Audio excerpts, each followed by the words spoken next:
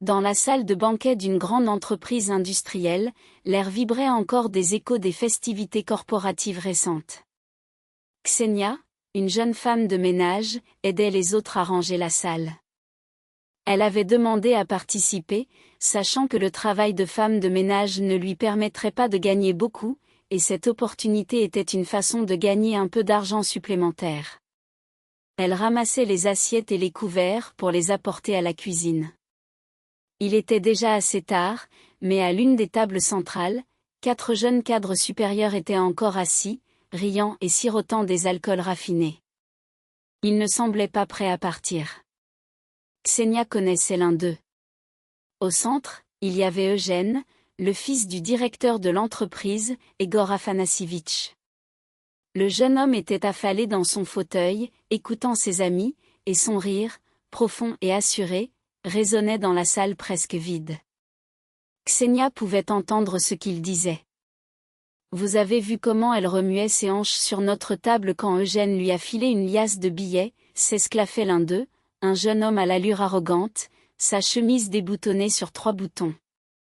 Eugène avait grimacé avec mépris. C'était de sa faute. Elle aurait dû être plus prudente, mais comme elle s'était bien amusée.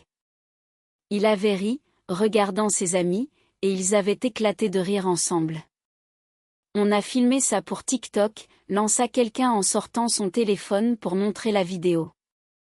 Un autre, en s'essuyant les yeux avec une serviette, ajouta en riant, « Dommage si elle se fait renvoyer, mais ton père ne l'appréciera sûrement pas, les vieux du conseil d'administration n'avaient en tête que des affaires ennuyeuses.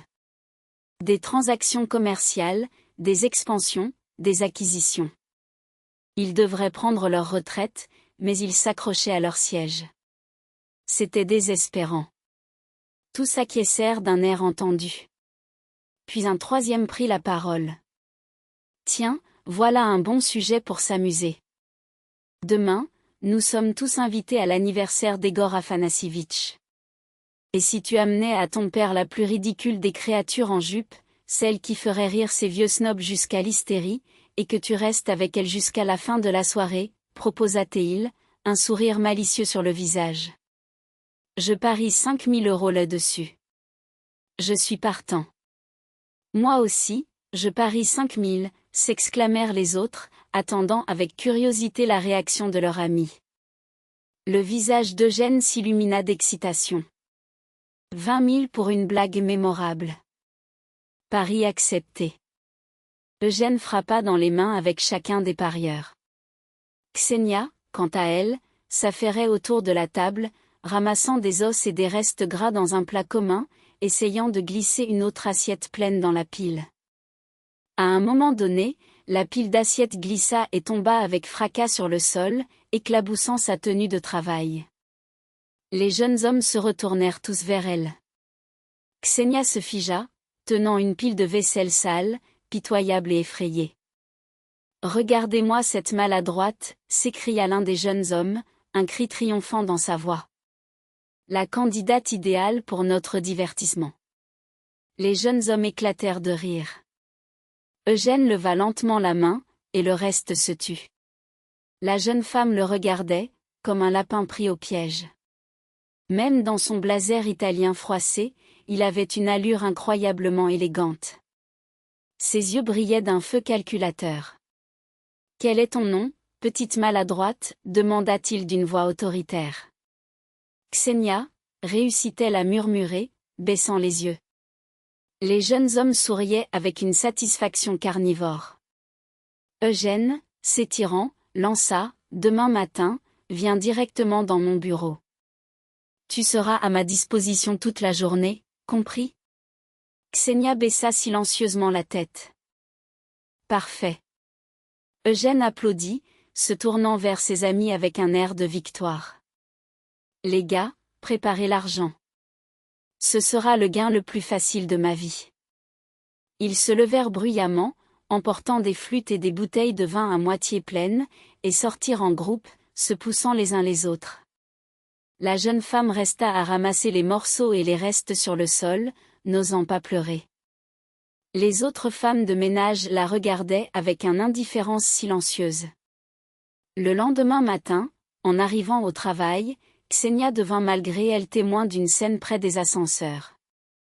Deux employées élégantes discutaient sans gêne des événements récents. Tu sais, elle était en larmes, disait l'une à l'autre en levant les yeux au ciel. On dit qu'Egor Afanassivitch était furieux en apprenant ce qui s'était passé hier soir après son départ. Il l'a renvoyée sans discuter ce matin. Les murmures dans le couloir étaient inévitables. Que s'attendait-elle à ce que cela arrive, lança une collègue avec un sourire sarcastique. Danser sur la table devant le fils de Lebordov, comme une chef ? Un homme de l'ancienne école ne pardonne pas de telles absurdités. Et puis, regardez ce que fait Eugène, ajouta-t-elle en désignant la jeune femme, Ksenia, qui se tenait là, le cœur battant. À ce moment-là, une comptable, le visage marqué par les larmes et le mascara coulant, déboula en titubant. Elle tenait fermement une boîte contenant ses affaires personnelles. Sans un regard, elle passa devant Ksenia et ses collègues, disparaissant derrière les portes du bâtiment. Ksenia sentit son cœur se serrer. Elle mesurait le prix d'une seule bêtise, un licenciement, une humiliation, une carrière brisée. Sur des jambes tremblantes, elle se dirigea vers le bureau d'Eugène, tandis que les voix derrière la porte se faisaient de plus en plus fortes. « Qu'est-ce que c'est que ces enfantillages, Eugène ?» tonna la voix grave d'Egor Afanassivitch Lebordov, le directeur de l'entreprise. « Tu penses que c'est agréable d'entendre parler de mon fils avec mépris ? Que mon fils transforme ma société en un cirque ? J'ai dû renvoyer cette pauvre fille à cause de ta stupidité.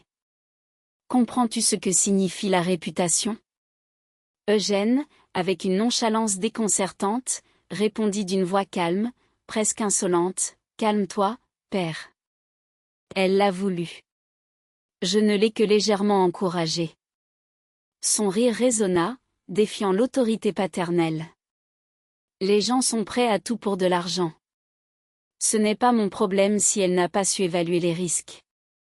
Un coup de poing retentit sur le bureau, faisant sursauter Ksenia. Aujourd'hui, c'est mon anniversaire, dit Egor, la voix dure. Je te préviens pour la dernière fois. Pas de scandale, pas de paris, pas de blagues. Tu m'as compris ? Oh, père, tu me connais, rétorqua Eugène avec la même arrogance. La porte du bureau s'ouvrit brusquement, et Egor sortit, les yeux rivés au sol, comme un ouragan qui aurait balayé la pièce, laissant derrière lui un parfum de Cologne coûteuse. Ksenia attendit un instant, puis frappa timidement à la porte. « Entrez » cria Eugène, son ton trahissant son irritation. Elle entra. Le bureau était spacieux, avec une vue panoramique sur la ville. Eugène était assis, le regard perdu dans le vide. La réprimande de son père l'avait visiblement touché, mais pas abattu. En apercevant Ksenia, il lâcha un léger grognement. « Tu es à l'heure, petite maladroite, » dit-il en esquissant un sourire, comme s'il se parlait à lui-même. « Eh bien, mon père dit que les mots valent plus que l'argent. Puisque j'ai parié, je dois gagner. » Ksenia, à peine capable de respirer, écoutait. Eugène la regarda avec un sérieux inattendu. « Ce soir est important, et j'ai besoin que tu sois là. Tu recevras une récompense. » Eugène, mais pourquoi avez-vous besoin de moi, réussit-elle à articuler. Je ne veux pas. Ce sera une honte. Eugène sourit, un rictus dur. Une soirée de honte et de généreux pourboire, si tu divertis mes amis. Il plissa les yeux. Sinon, un licenciement immédiat. Ksenia avala sa salive.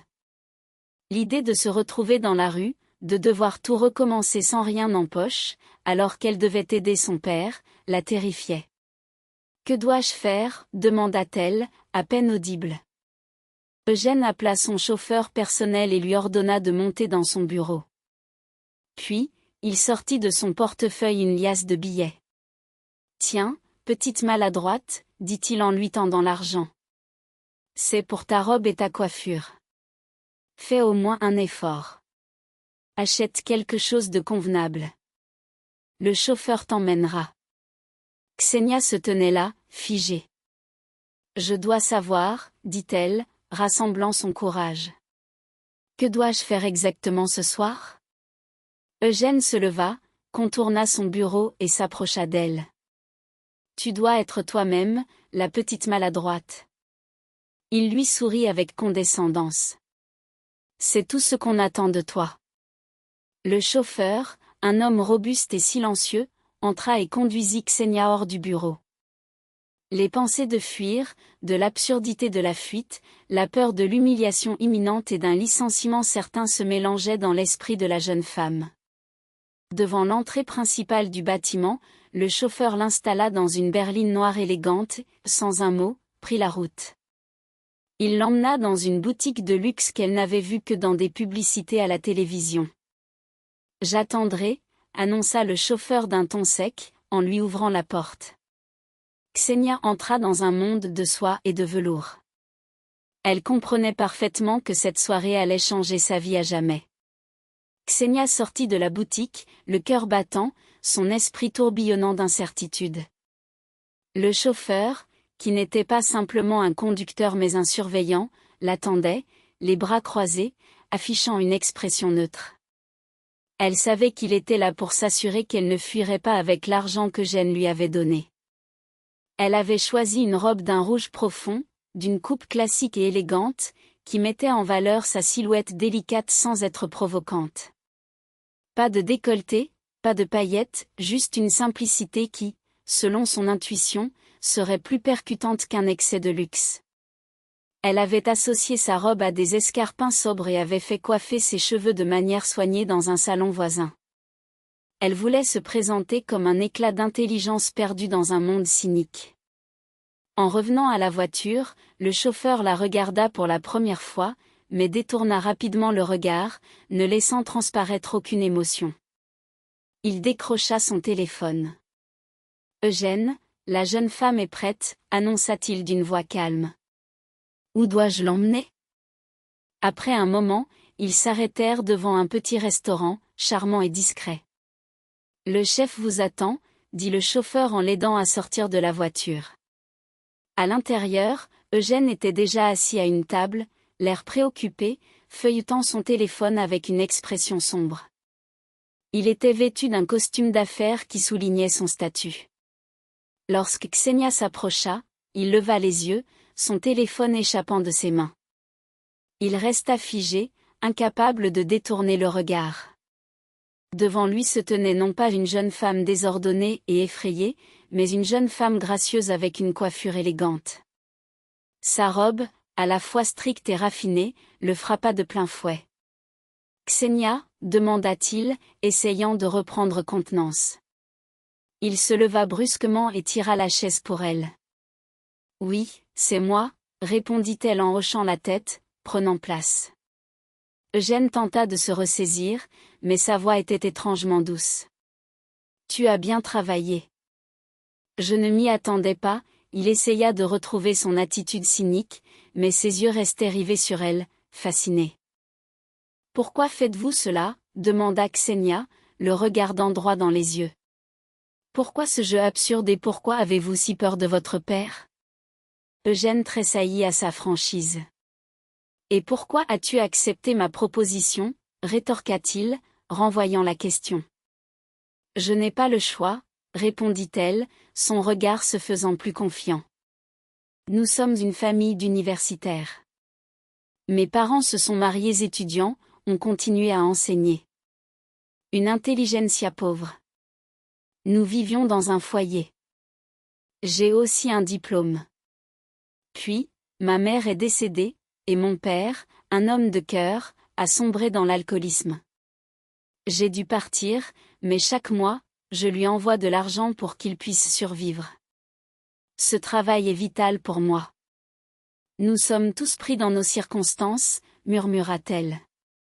Toi, tu souffres, et moi, je suis écrasée par l'ego de mon père, un magnate exigeant à la tête d'une grande entreprise. Eugène commença à parler de sa mère, mais se tut, comme s'il avait révélé trop de choses personnelles. Ksenia, avec douceur, toucha sa main posée sur la table. Je suis désolée, dit-elle sincèrement. Ma mère me manque tellement, son soutien. Je n'ai pas d'espoir avec mon père. C'est si douloureux d'être seul. Il frissonna à ce simple contact chaleureux, regardant sa main puis ses yeux. Oui, c'est douloureux, souffla-t-il. J'avais 12 ans quand elle est morte. Il retira sa main, entrelaçant ses doigts, comme s'il avait peur d'en dire trop. Mon père exige que je sois le meilleur, mais je ne peux pas. Je ne veux pas être comme ça. Ksenia réalisa alors qu'Eugène, sans s'en rendre compte, était passé d'un jeune homme cynique à un adolescent en quête de compréhension. Il la regarda avec une inquiétude soudaine. Tu sais, je ne pensais pas que tu étais une personne réelle. Elle lui offrit un sourire amer. Le jeune homme secoua la tête, et dans son regard, Ksenia aperçut un doute douloureux qu'elle n'avait jamais vu auparavant. Non, je ne pensais pas que tu étais si différente, si pure. Il tapota nerveusement sur la table, montrant que la conversation devenait désagréable pour lui. Je ne suis pas un pourri, Ksenia, mais je ne suis pas non plus un snob comme ces vieux du conseil d'administration, à commencer par mon père. Eugène redressa le menton, ses yeux retrouvant leur dureté. Il se leva, signifiant que leur conversation intime était terminée. Eugène, retrouvant sa confiance, se tourna vers Ksenia. Écoute, Ksiusha, notre accord tient toujours. Tu es éblouissante, et cela représente déjà un défi de taille. Nous allons tenir jusqu'à la fin du banquet. Un sourire malicieux se dessina sur ses lèvres. Je vais gagner, et toi, tu recevras ta récompense. Mais surtout, je veux voir la grimace de mécontentement de mon père. Dans ses yeux, Ksenia pouvait lire qu'il ne renoncerait pas à ce pari absurde. Bien qu'il fût visiblement troublé, l'enthousiasme juvénile et l'entêtement prenaient le dessus. Le soir venu, ils arrivèrent au jubilé d'Egor Afanasyevitch Kleborодov. La salle de banquet, remplie des personnalités les plus influentes de la ville, semblait à Ksenia un monde éblouissant et étranger. Elle se sentait déplacée, comme exposée aux yeux de tous. Elle s'efforçait de garder une contenance. Cependant, en traversant la foule, elle remarqua que les regards des hommes plus âgés n'étaient pas hostiles. Un des partenaires de son père, un homme âgé et respectable, serra amicalement la main d'Eugène. « Eh bien, Eugène, je vois que tu as grandi, dit-il avec un sourire bienveillant. Tu as une magnifique compagne. » Un autre homme, à la barbe grise, s'inclina vers Ksenia, prenant délicatement sa main, la porta à ses lèvres. « Quelle rare grâce, mademoiselle, murmura-t-il. Eugène, souriant, la conduisit vers la table de l'hôte. Ksenia se retrouva à la place d'honneur, à côté même d'Egor Afanasyevitch. Elle remarqua comment les amis d'Eugène, postés près du bar, la regardaient comme des prédateurs. Leur sourire narquois et leur chuchotement laissaient clairement entendre « le jeu commence ». Kleborодov, voyant les regards admiratifs que les autres invités portaient sur la compagne de son fils, jeta un regard de chaleur inattendu à Ksenia, et son visage habituellement sévère s'éclaircit légèrement. La partie officielle débuta avec de longs discours élogieux. Egor Afanasyevitch, strict et autoritaire, recevait les félicitations. De la musique classique résonnait dans la salle. Ksenia, tentant de paraître calme, répondait aux questions polies d'un voisin, l'un des plus anciens partenaires d'Egor Afanasyevitch. Il engagea la conversation sur la peinture et l'histoire. Ksenia répondit modestement mais avec intelligence, démontrant un excellent goût artistique. Elle remarqua bientôt que cet homme âgé, conquis par son érudition et ses manières, chuchotait avec enthousiasme à Egor Afanasyevitch. Le chef de l'entreprise jeta un regard long et évaluateur sur Ksenia. Il était difficile de ne pas remarquer que, grâce à sa présence, le respect envers son fils grandissait dans les yeux des partenaires et des directeurs de l'entreprise. « Mon fils, ta compagne fait une excellente impression », murmura Egor Afanasyevitch. Ksenia entendit, je crois que je me suis trompée sur ton goût. Pour la première fois, Eugène ressentit non pas de la condescendance, mais de l'approbation de la part de son père et du respect de ses illustres amis. Ksenia vit comment ce tournant inattendu frappait Eugène. Il comprit soudain que cette attention et cette bienveillance signifiaient pour lui bien plus que tous ses paris ridicules et ses frasques avec ses amis. Elle remarqua que son visage s'illuminait d'un sourire de gratitude qu'il ne pouvait plus cacher. Dès que la partie officielle fut terminée et que les invités commencèrent à se déplacer librement dans la salle, Eugène et Ksenia s'éloignèrent de la table de l'hôte. Ils n'avaient fait que quelques pas lorsque la jeunesse dorée les entoura immédiatement. « Eugène, tu nous as promis, il est temps de faire le show », dit l'un de ses amis en le poussant amicalement. « Où est le spectacle, Eugène ? Allons secouer les vieux. Il est temps de lui montrer pourquoi nous avons mis de l'argent en commun. » Sans hésitation, il tenta d'enlacer Ksenia. Son haleine, chargée d'alcool coûteux, brûla la joue de Ksenia. « Allez, ma belle, laisse-moi te régaler. Dis-nous comment tu balais les cours. Nous sommes tous en train de mourir d'ennui ici. » Ksenia se recula, ses yeux s'emplissant d'horreur et de colère. « Ne me touchez pas !» s'écria Eugène, plus fort qu'il ne l'aurait voulu, se plaçant entre Ksenia et son ami. « T'es fou !» s'indigna son camarade. « C'est juste une blague, c'est notre jeu. Tu es le premier à l'avoir amenée ici. Elle est sous ma protection, » affirma Eugène d'une voix ferme, et dans ses yeux, une flamme de colère s'alluma, une colère que Ksenia n'avait jamais vue auparavant. « Éloignez-vous, vous quatre. » Les jeunes gens ne reculaient pas. Tous se regardaient, les coups tendus, défiant le regard de l'autre. Ksenia ferma sa bouche avec ses mains, le cœur battant, alors qu'elle observait la scène se dérouler devant elle. Les jeunes hommes, comme des chats enragés, se regardaient avec défi. L'appel soudain d'Eugène fit sursauter tout le monde. « Que se passe-t-il ici, Eugène » s'écria son père, Monsieur Leblanc, la colère dans la voix. Ksenia, submergée par la honte et l'attention, s'éclipsa rapidement de la salle. Elle ne vit pas comment Eugène se battait avec son père et ses amis, mais elle comprit une chose, ce jeune homme riche ne la regardait plus avec cynisme, comme un simple objet. Pour la première fois, il se battait pour elle, mais son honneur avait été bafoué devant tous. Elle courut à travers les rues de Paris, sans vraiment savoir où elle allait, les larmes aux yeux. Le lendemain, Ksenia se présenta au bureau, tremblante, attendant le verdict de son licenciement. Elle fut convoquée par Monsieur Leblanc. « Asseyez-vous, Ksenia, » dit-il calmement en désignant une chaise. « Hier, il y a eu un scandale inacceptable. Je ne tolérerai pas un tel comportement. » Ksenia se recroquevilla sur sa chaise, prête à entendre le pire. « Mais, » continua Monsieur Leblanc, une chaleur inattendue dans ses yeux, « je dois vous remercier. J'ai vu mon fils sous un nouveau jour hier. » À ce moment-là, Eugène entra dans le bureau. Il avait l'air grave, mais se tenait droit. En voyant Ksenia, il s'arrêta, une lueur d'espoir dans ses yeux.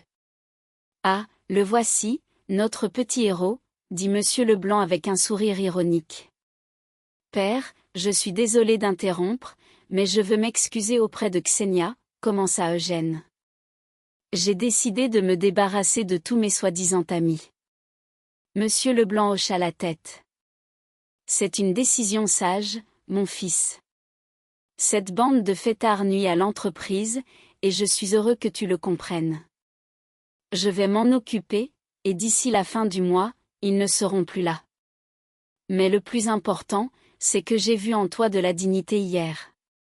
Tu as défendu l'honneur d'une dame et t'es opposé à l'injustice. » Il se tourna vers Ksenia. « Cette jeune femme te rend meilleure, et je ne veux pas que tu la perdes. » Ksenia et Eugène échangèrent un regard, et Monsieur Leblanc, avec un sourire malicieux, ajouta, « Je te propose de prendre Ksenia comme assistante personnelle. » Eugène éclata de rire, surpris. « Mais, papa, vraiment ? Tu me traites comme un élève de l'école, et tu me mets à côté de la meilleure élève? Exactement, affirma Monsieur Leblanc en frappant la table. Ksenia peut t'aider à devenir un homme, à apprendre à ressentir, et toi, tu peux lui enseigner le management, car elle a du potentiel et de l'éducation. Je veux que vous travailliez ensemble. Eugène regarda Ksenia avec une certaine appréhension, attendant sa réponse. Dans ses yeux, elle eut de l'espoir. Je suis d'accord, Monsieur Leblanc, répondit Ksenia, surprise par son propre courage, mais avec une condition. Si Eugène promet d'oublier ses paris indécents une bonne fois pour toutes. Eugène sourit, et cette expression illumina son visage d'un bonheur sincère. Je le jure, Ksenia, plus de paris, juste du travail. Il sembla qu'il avait déjà gagné bien plus que ses malheureux 20 000 €. Les mois et les années passèrent. Ksenia et Eugène ne furent pas seulement un duo de travail. Leur relation fleurit, se transformant en un amour profond. Ksenia, grâce à ses compétences en communication et à sa sensibilité, créa une atmosphère dans l'entreprise où les collègues, autrefois méfiants, cherchaient maintenant son conseil et son soutien. Elle était pour Eugène un havre de paix et une boussole morale, orientant son esprit vif vers la création. Eugène, ayant laissé derrière lui les jeux stupides, s'investit pleinement dans le développement de l'entreprise. Il proposait des idées brillantes, inspirées par le désir de bâtir quelque chose de digne et de réel aux côtés de la femme qu'il aimait. Monsieur Leblanc, observant son fils mûrir et devenir un homme respectable, ne pouvait que se réjouir. Il les invitait souvent à des dîners en famille, où l'atmosphère était chaleureuse, loin des formalités. Monsieur Leblanc se félicitait, heureux de voir son empire entre de bonnes mains. Il n'avait plus de doute. Son fils n'était pas seulement talentueux, mais aussi heureux. Abonnez-vous à la chaîne de nombreux